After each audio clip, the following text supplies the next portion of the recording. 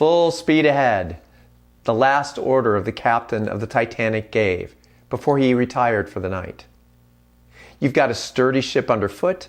In fact, the most robust ship that modern shipbuilding has ever produced. The estimated distance from Queenstown, Ireland to New York City is 25 miles.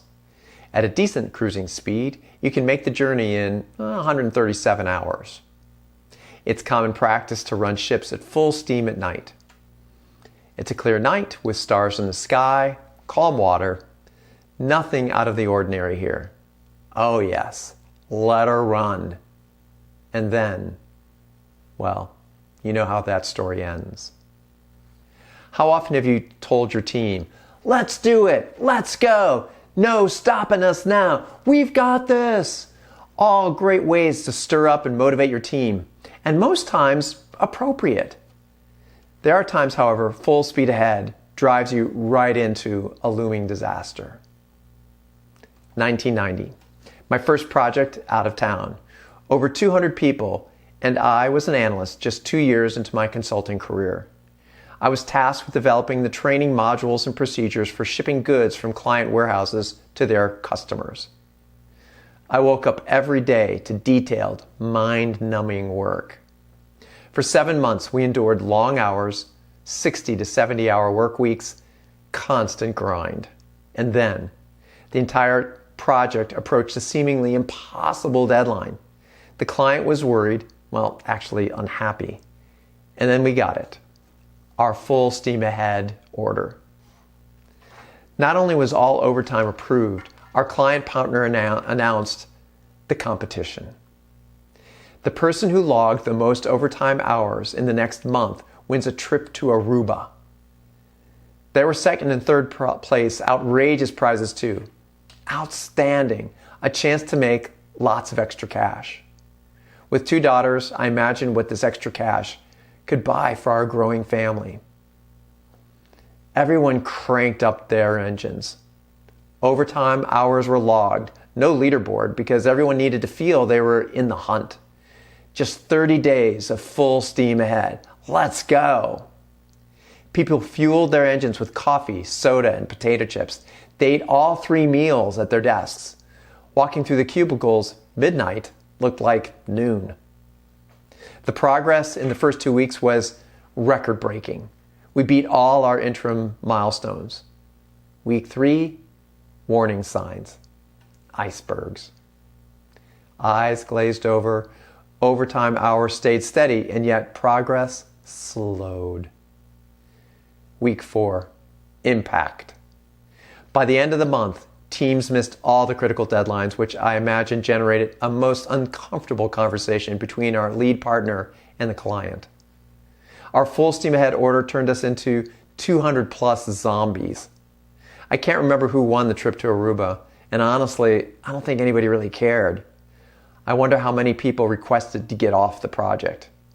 I promised myself, never again. Fast forward 25 years later, another huge project.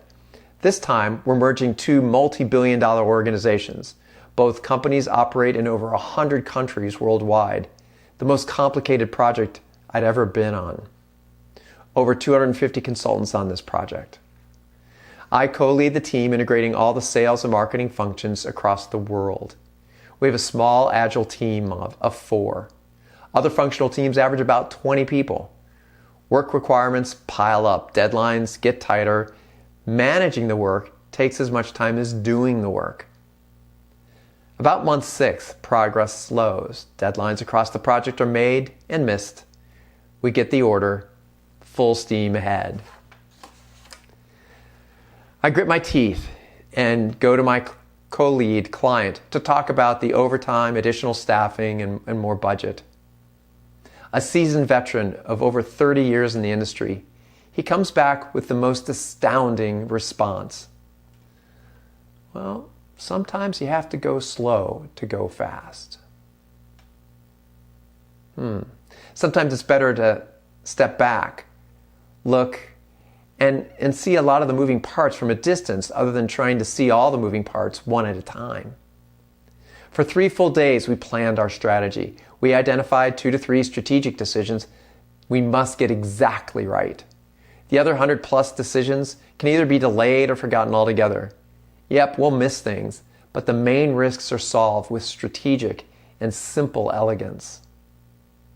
When all the other teams of 20+ people prepared their mountains of slides, we spent hours preparing our one slide. The day of the big presentation arrives. All the high-ranking executives from both sides of these multi-billion-dollar companies are in the room. All the team leads are present, probably 100 people in the auditorium.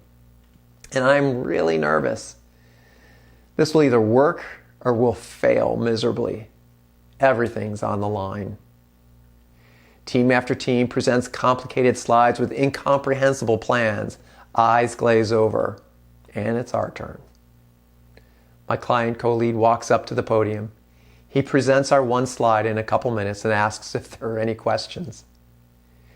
You can see the frustration in the eyes of many of the executives.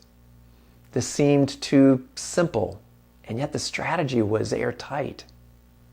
A couple of executives asked a few questions to test for holes, but the elegant solution held. Before you steam into the night with full steam ahead order, it's wise to step back and think strategically. Chart a course that misses the icebergs and keeps your team intact. Don't let speed and quantity goals overshadow safety and quality goals. Sometimes you have to go slow to go fast. Full speed ahead is one of the 10 risk assessment components of our Titanic diagnostic. Check out the other 9 on our Titanic diagnostic app in the Apple Store.